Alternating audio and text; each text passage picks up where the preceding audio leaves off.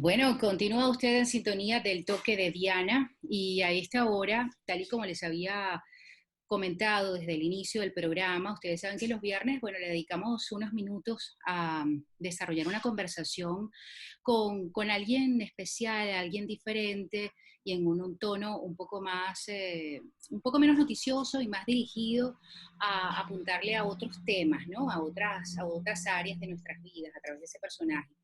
En este caso, pues hemos tenido la fortuna de contactar con Antonio Vicintín. Antonio Vicintín es uno de los sobrevivientes de la tragedia de los Andes. Esta conversación creo que va a ser de muchísima utilidad para los venezolanos y para cualquiera, la verdad, en cualquier país que quiera escuchar qué se logra, qué se puede alcanzar con la fortaleza interior. Sin embargo, pues yo quiero antes de comenzar a conversar con él, que ya lo tengo vía Zoom, cosa que celebro, internet que juegue a favor de nosotros, por favor, porque estamos conectados con Uruguay, quiero presentarles un micro que resume la experiencia, lo ocurrido, esta tragedia que se registró en 1972. El 13 de octubre de 1972, en un risco de la cordillera de los Andes en Mendoza, Argentina, la vida de 45 personas cambió por completo en un segundo. Un equipo de rugby que dirigía a disputar un partido en Chile se enfrentaba ahora al juego entre la vida y la muerte, pues la aeronave en la que se desplazaban se estrelló provocando lo que se conoce popularmente como el Milagro de los Andes o Tragedia de los Andes. De los 45 tripulantes, solo 16 sobrevivieron para contar esta historia. 16 personas perdidas en medio de algunas montañas sin entender la naturaleza, desprotegidos, acompañados solo por un pequeño radio que les informaba sobre las labores de su rescate. Seres humanos cuyo único objetivo era sobrevivir a costa de lo que fuera, incluso si esto les obligaba a comerse a sus compañeros muertos. Una historia que inspiró libros y películas. Una hazaña que no todos pueden contar. Gente común y corriente que tuvo que afrontar situaciones límites. Sustento para hoy pregonar que la vida es subir montañas y que cada quien debe afrontar sus cordilleras. Subir montañas y aprender a afrontar las cordilleras. Es parte de la enseñanza, parte de lo que nos puede hablar Vicintín, Antonio Vicintín, que está con nosotros conectados vía Zoom y a quien le agradecemos su tiempo. Muchísimas gracias, Antonio. Es un placer estar con ustedes a la distancia, pero me encanta estar con la gente de Venezuela. Hace muchos años que no tengo contacto y bueno, sí, es verdad, las montañas físicas y las montañas de la vida se suben paso a paso, haciendo pequeñas cosas todos los días que nos permitan estar al día siguiente mejor que antes. ¿Usted sabía esto antes de perder la esperanza, que es algo que usted ha dicho en innumerables ocasiones? Antes de perder la esperanza, ¿usted sabía que así se afrontaba la vida y se salía airoso de las dificultades o lo aprendió en ese momento? No, sin lugar a dudas, no tenía la menor idea de eso. Yo tenía 19 años, íbamos a un partido de rugby, la menor idea. Esas fueron cosas que las tuvimos que aprender rápidamente a lo largo de los 72 días. En principio uno esperaba que lo rescataran. Al séptimo día escuchamos la noticia que no nos vienen a buscar, que fue algo tremendo, porque el sentir, hoy por ejemplo estamos sintiendo soledad por estar aislados, ¿no? Pero el sentir de que no solo estás aislado, sino que estás muerto para el resto del mundo, y el único que sabe que estás vivo sos vos, fue tremendo ese golpe. Y el poder superar esas cosas para nosotros nos costó días hacernos a la idea de que estábamos por las nuestras en ese macizo montañoso a 3.600 metros de altura, y que de ahí todo dependía de lo que nosotros hiciéramos.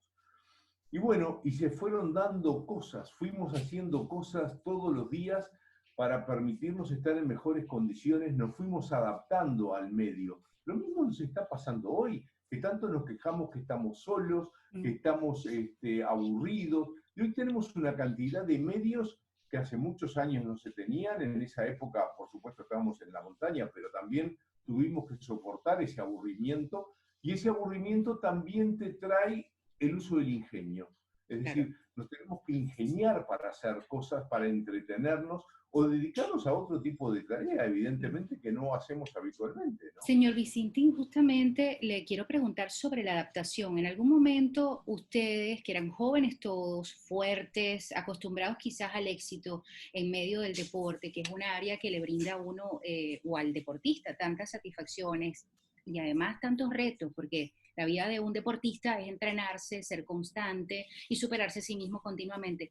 Le pregunto si en algún momento usted habla de adaptación. ¿Esa adaptación fue interpretada como una derrota, como un estado de conformismo? Em, Cuando vos haces deporte, es decir, nosotros estábamos enseñados a ganar y a perder.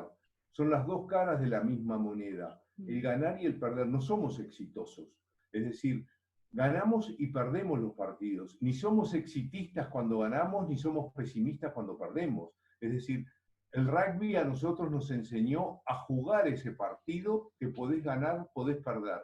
Pero lo más importante de todo es dar todo lo que tenés de ti adentro que te permita hacer el mejor partido. Y el mejor partido es el mejor partido de rugby, es el mejor partido de fútbol, es el mejor partido de tu vida. Hoy estamos jugando el partido de nuestra vida, nos estamos jugando la vida. Entonces tenemos que tratar de hacerlo de la mejor forma posible. Y eso para nosotros fue fundamental.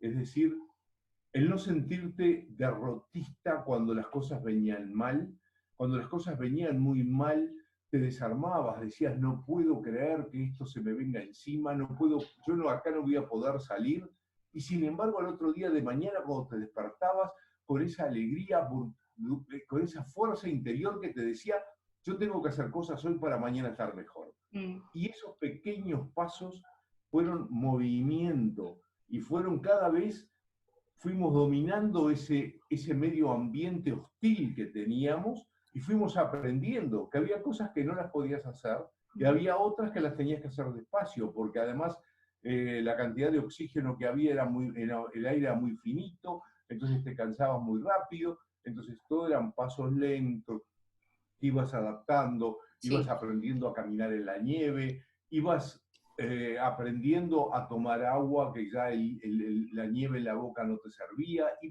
fuiste aprendiendo una cantidad de cosas a lo largo de todo el tiempo. Eso en un proceso de adaptación. Es la adaptación, exactamente. Es Sí. decir, el éxito que tuvimos 72 días después no fue casualidad, Mm.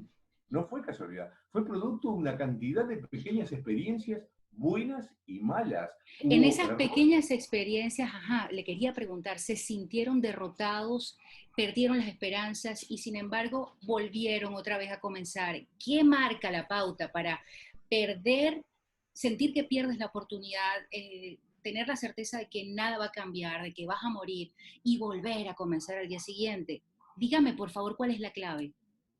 Nosotros teníamos la convicción de que si la muerte nos iba a encontrar luchando para salir de ese lugar. Muy Es bien. decir, no nos íbamos a quedar quietos. Era mucho más fácil quedarnos quietos y morirnos congelados de repente. Era un ratito.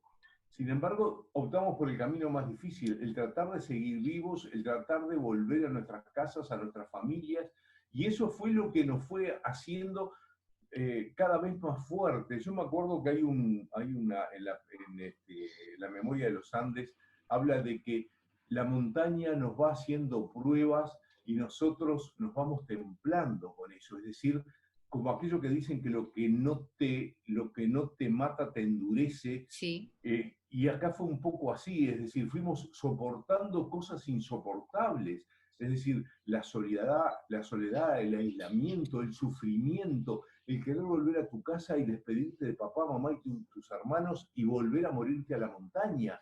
Esa angustia brutal, el no poder explicar por qué me estaba pasando eso con 19 años, el imaginar que era un purgatorio la montaña, que los malos teníamos que sufrir para después morirnos y los buenos eran los que se morían porque dejaban de sufrir. Claro. Esa es la concepción que estábamos teniendo en ese momento en la montaña.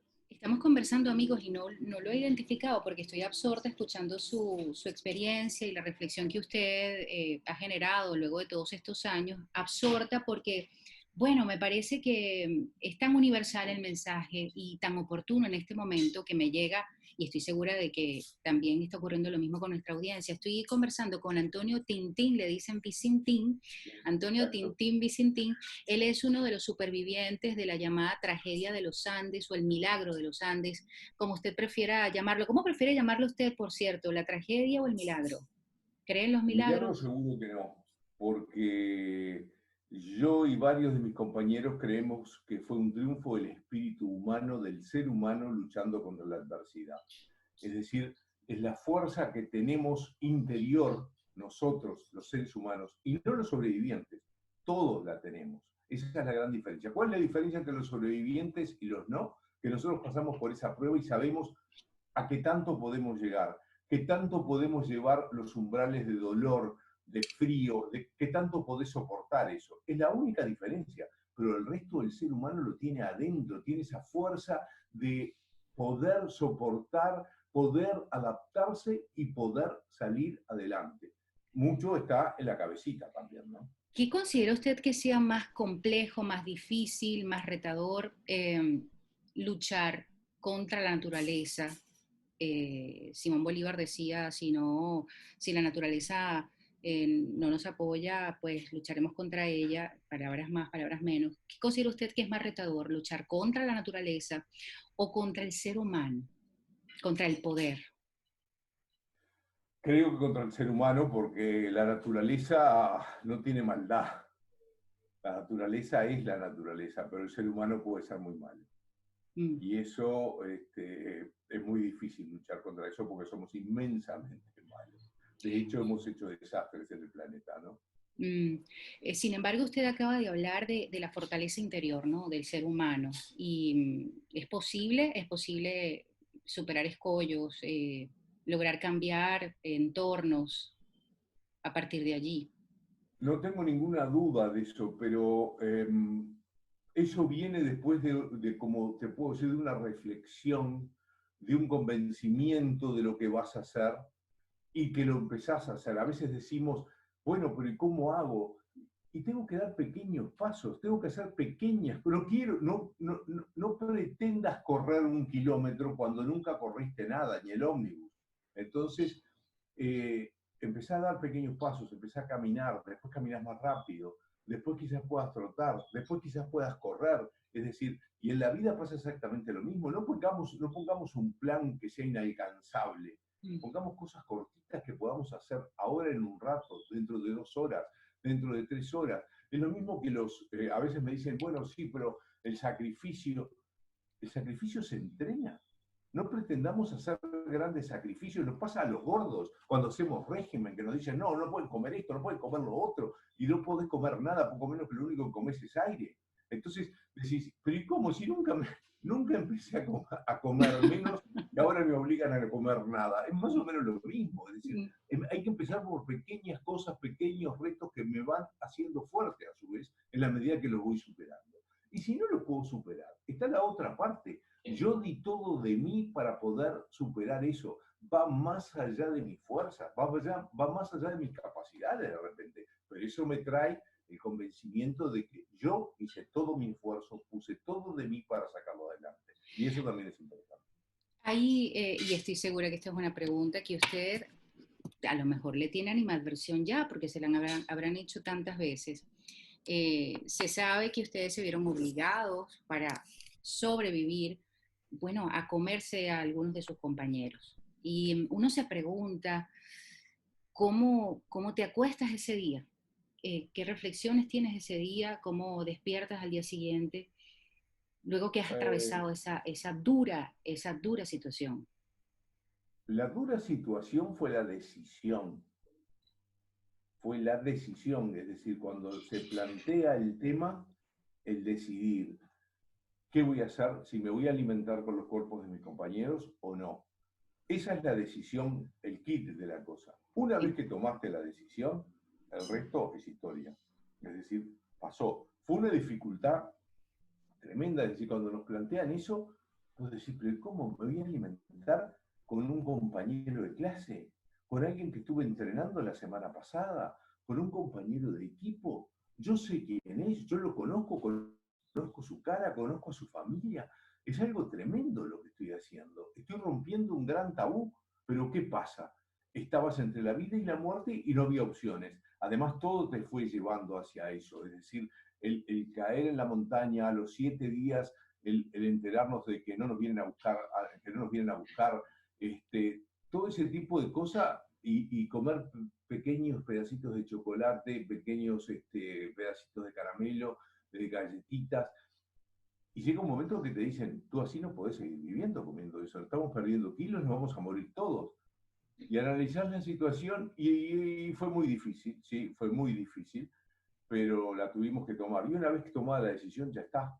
Ya después seguimos para adelante con nuestras vidas, con todo, porque seguíamos en nuestro objetivo, que era salir de la montaña y volver a nuestras casas.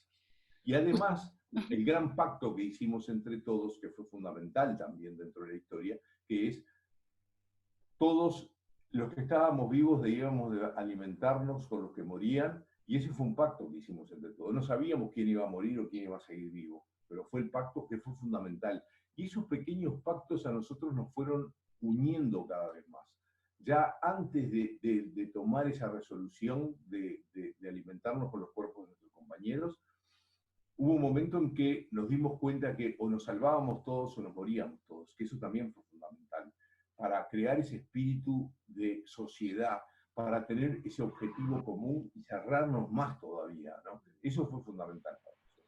Estamos conversando. Ese espíritu de decir, o nos salvamos todos o nos morimos todos. Claro, claro, es sencillamente blanco o negro y tomar una decisión ahí que ahí no hay medias tintas. no hay grises, sí, se entiende, No, se ve claramente que no fue así, ¿no? Amigos, estamos conversando con Antonio Vicentín, Antonio Tintín Vicentín, como le dicen, es uno de los supervivientes de la llamada tragedia de los Andes o el milagro de los Andes. Él ha dicho que, bueno, prefiere no llamarlo milagro porque fue producto de un esfuerzo del ser humano, de todos ustedes y además como equipo. Fue fundamental el trabajo en equipo, esto quiero que lo desarrolle en la siguiente parte. Ahorita en la radio vamos a hacer una pausa, señor Oscar, si me confirma, vamos a hacer una pausa, entiendo, y al regreso pues vamos a continuar conversando con Antonio Tintín Vicentín, sobreviviente de la tragedia de los Andes. Vamos a ver qué me dice el señor Oscar, que lo tengo exactamente, lo tengo en la radio, estamos trabajando desde casa. Y ya son las 8:31 de la mañana. 8:31 de la mañana, continuamos en esta conversación con un gran invitado, Antonio Tintín Vicentín, superviviente de la llamada tragedia de los Andes. Y pues quería preguntarle sobre un hecho o una anécdota que se conoce a través de las entrevistas que ustedes han concedido a los distintos medios a lo largo de todos estos años, y tiene que ver con los caramelos, con unos caramelos o un caramelo, no sé la cantidad que ustedes lograron conseguir y lo consideraron como, ¡oh, Dios mío, esto es un milagro, no sé. ¿Cómo es eso de los caramelos?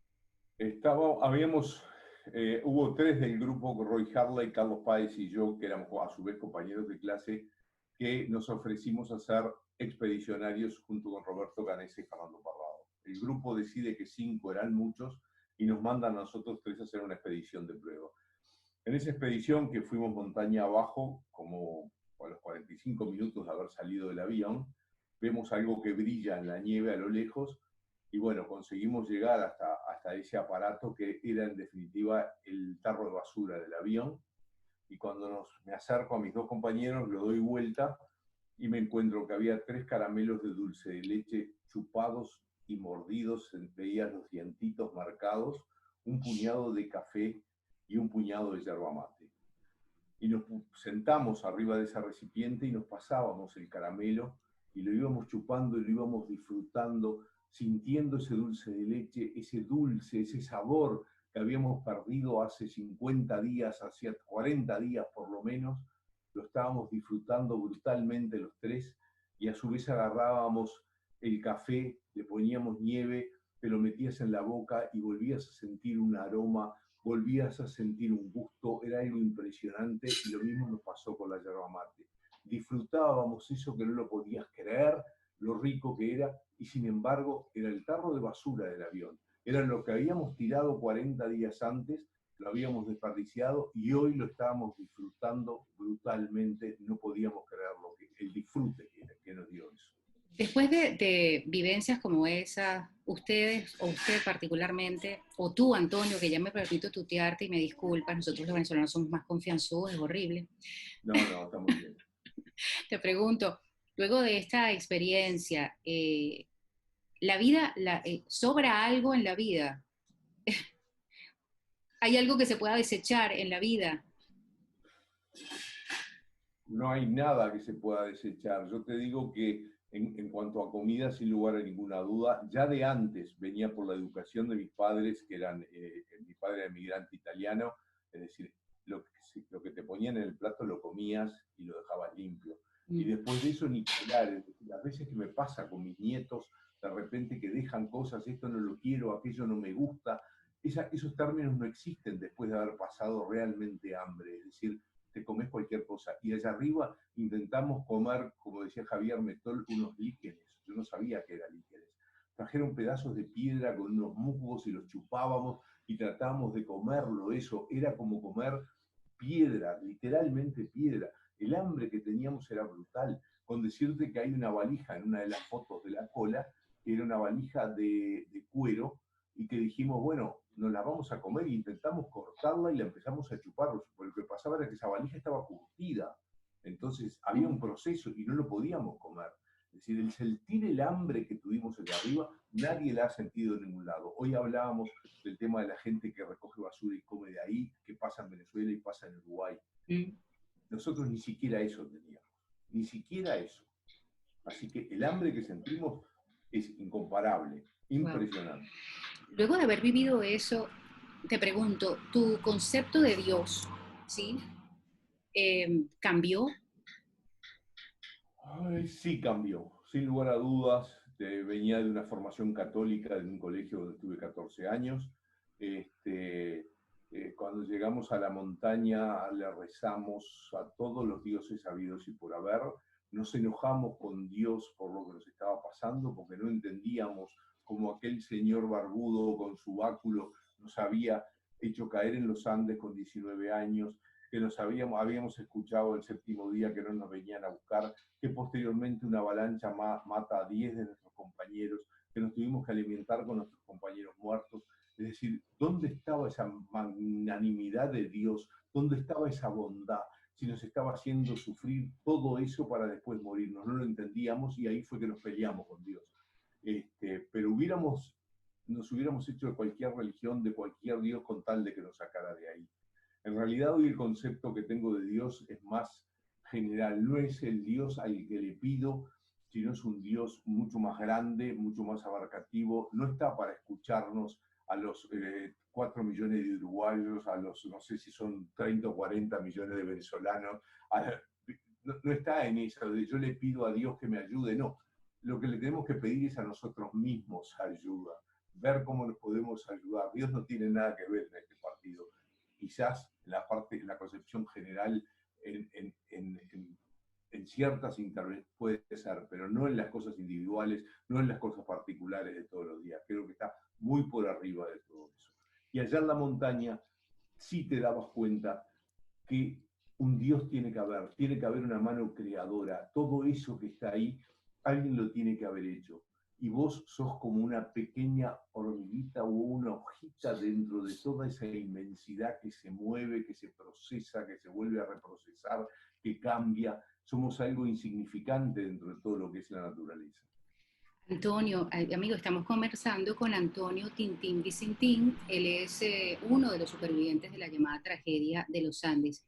Te pregunto, ¿sabes qué pasa? Es común que gente que ha vivido experiencias como la tuya y logra superarlas se siente de alguna manera que, bueno, elegido o que tiene una misión. ¿Tú consideras que tienes una misión? Yo entiendo que, bueno, con todo esto te has apuntado a ser una suerte de motivador o te han convocado, te han llamado, como yo te llamé hoy para que nos hables de esto y yo sé que muchos venezolanos se sienten identificados contigo.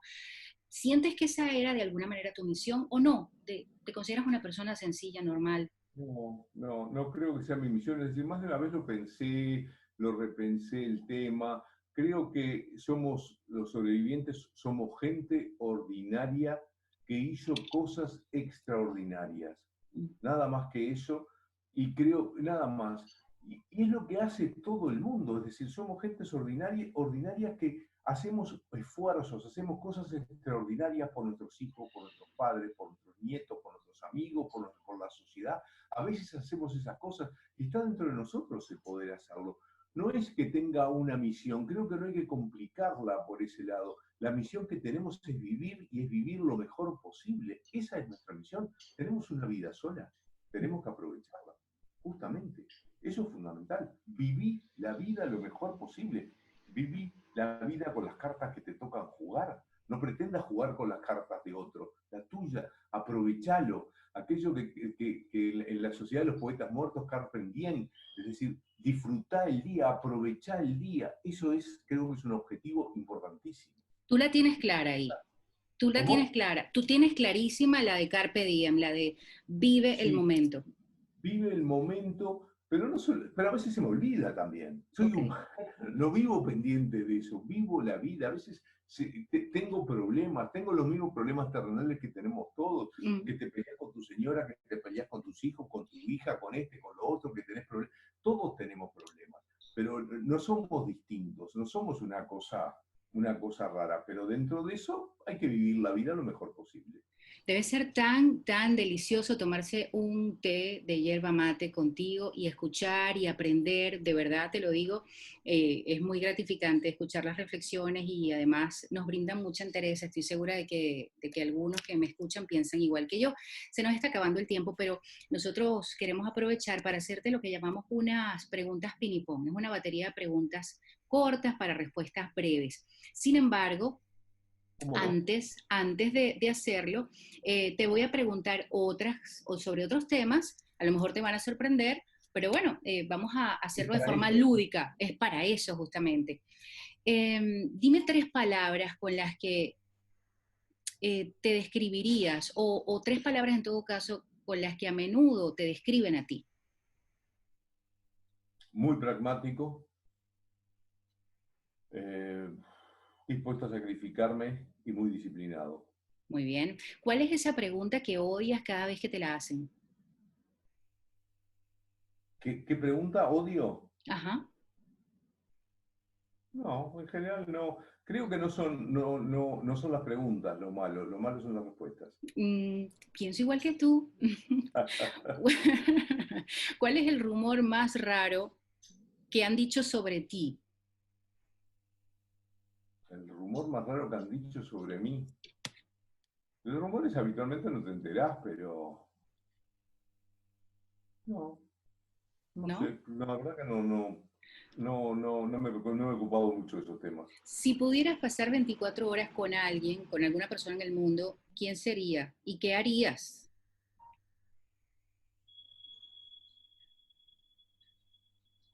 Eh, Ya no podría, pero sería con von Braun, el que inventó los cohetes, el alemán.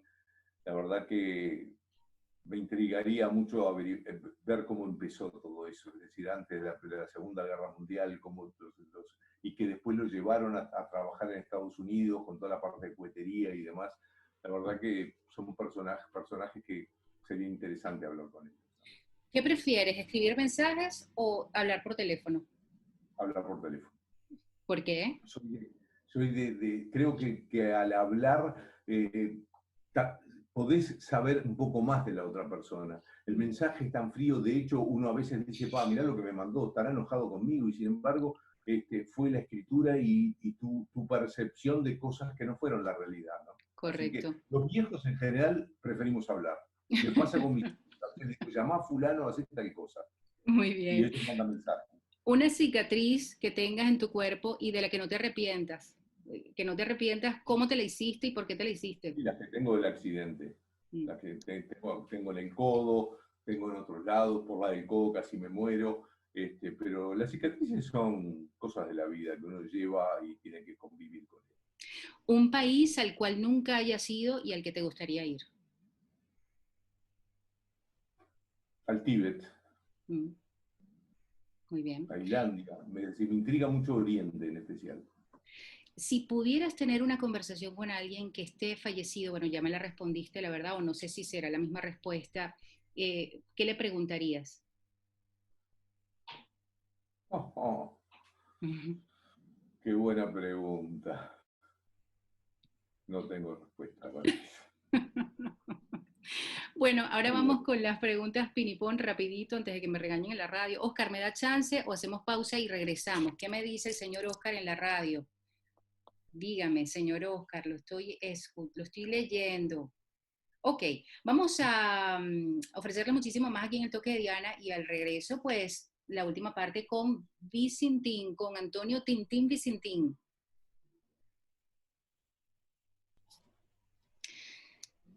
Dime algo nuevo aquí en el toque de Diana a las 8:49 de la mañana con Antonio Tintín Vicintín. Él es superviviente de la llamada tragedia de los Andes o el milagro de los Andes y está conversando con nosotros directamente desde Uruguay. Lo hemos contactado vía Zoom. Voy a tratar de subir parte del video de esta entrevista en unas horas en mi cuenta @el toque de Diana en Twitter, Instagram y Facebook para que ustedes puedan disfrutarla con mayor detenimiento. Antonio, bueno, vamos con las preguntas pinipón que llamamos. Un recuerdo para Antonio, un recuerdo importante para ti. El lugar de mis vacaciones de joven, que es en la Coronilla, a 360 kilómetros de Montevideo hacia el lado de Brasil. Un viaje. Un viaje a Disney que hice en el año 92 con mi señora y mis dos hijos. Una comida. El asado. El asado uruguayo, por favor. Pero... El asado hecho a leña uruguayo. Una película.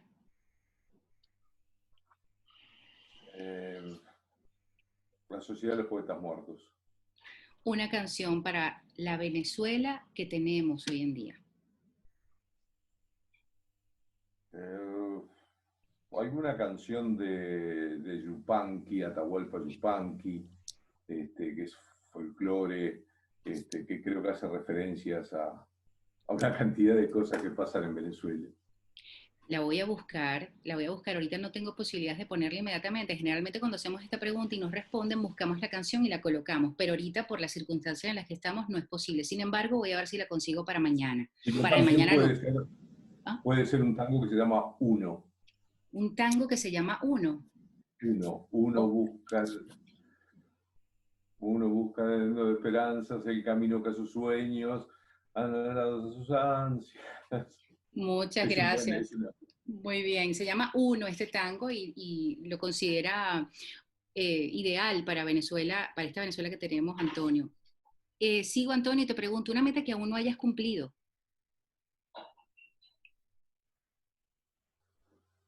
Son tantas. No sé, metas me planteo todos los días y busco cosas nuevas para hacer, se las transmito a mis hijos, siempre estoy continuamente tratando de hacer algo y de seguir creciendo, pero una meta que podía ser, que no le voy a alcanzar nunca, es cantar. Pero acabas de cantar y no cantas nada mal. No, canto espantoso, no tengo oído ninguno, pero me pasan esas cosas. Un libro, Antonio, un libro que prefieras, un libro que esté en tu mesa de noche, no lo sé, un libro importante para ti.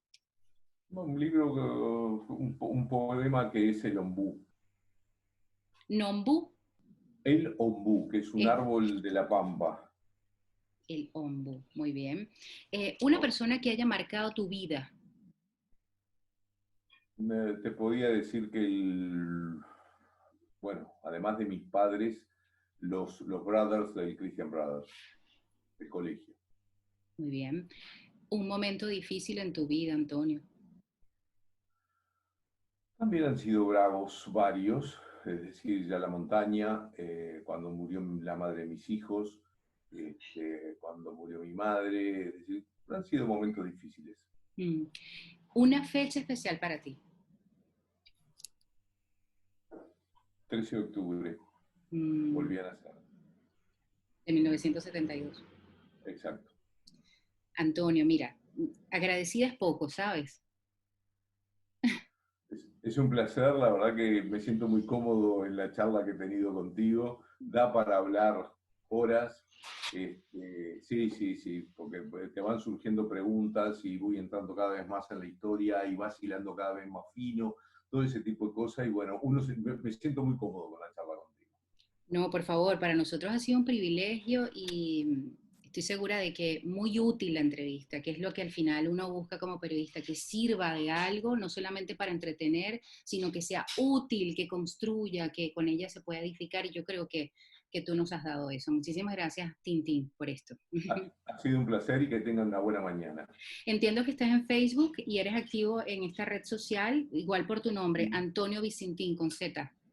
exactamente. Bueno, ahí lo tienen. Comuníquense con él, Antonio Vicentín, uno de los supervivientes de la tragedia de los Andes. Gracias, Antonio. Ya vamos terminando este programa. Pasa buen día. Gracias. Nosotros antes de terminar les tenemos, por supuesto, amigos, el toque final.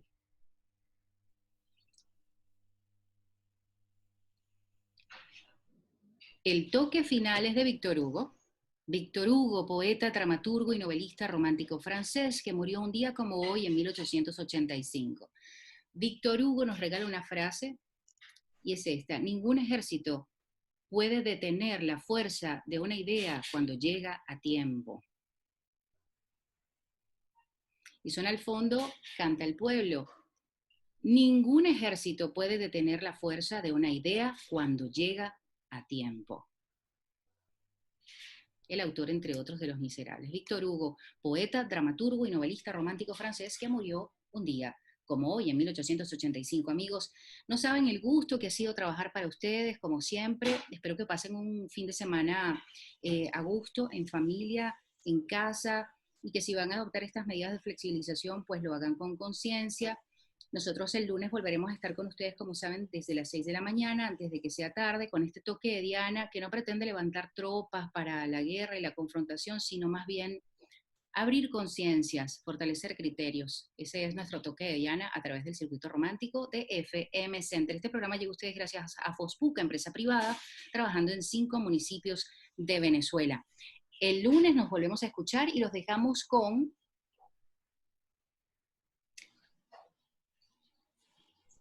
este tema que suena al fondo, Talento Nacional, una de nuestras folclóricas. Disfrútenlo. Hasta pronto.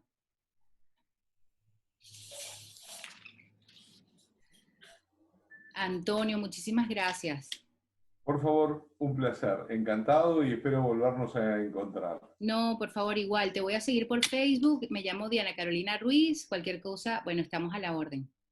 Bárbaro. Te agradezco muchísimo. Un placer. Que tengas buen día y Igualmente. buen fin de semana. Igual, Antonio, un abrazo. Gracias. Chau, chau. Chao.